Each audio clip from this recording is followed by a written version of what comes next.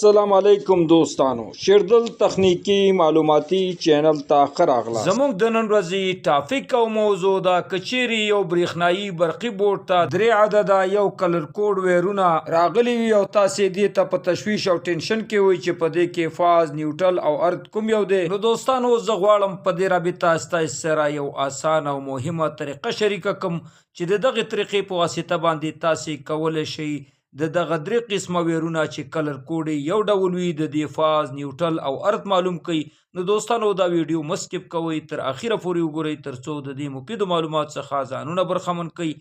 نو دوستانو راځو ټاپک او موضوع ته. دوستانو کچيري یو برېښنايي برقي بورډ ته 3 عدده یو کلر کوډ ویرونه راغلي وي او په دې کې تاسې ته فاز، نیوټرل او ارت معلوم نه وي. نو د فاز، نیوټرل او ارت معلومولو لپاره به دوستانو تاسې ډیجیټل ملټي میټر راوالئ او د ډیجیټل ملټي میټر رینج به دوستانو تاسې 250 AC باندې وردوئ او د دې نه وروسته به تاسې دوستانو مین یعنی کامن تار چې کوم بلیک او تور تار دی دا به د ګوتې څخه یو 4-5 بنده تاو کړئ او د دې نه به وروسته دوستانو تاسې د ډیجیټل ملټي میټر ریډ ویر یعنی سور ویر دوستانو دا به تاسې د یو تار سره ټچ کوئ. تاسې ته په دغه صورت کې 3 قسمه ریډینګونه یعنی 3 قسمه نمبرې شو کیږي. په دغه ریډینګونو او نمبرو کې دوستانو های نمبر وي، میډیم نمبر وي او لو نمبر یعنی پورته نمبر، درمیانه نمبر او ښکته نمبر. کوم ویر چې دوستانو هغه های ریډینګ یعنی های نمبر هغه شو کوي نو دغه ستاسې فاز ویر دی او کوم ویر چې دوستانو ستاسې میډیم نمبر یعنی درمیانه نمبر شو کوي نو دغه ستاسې نیوټرل ویر دی او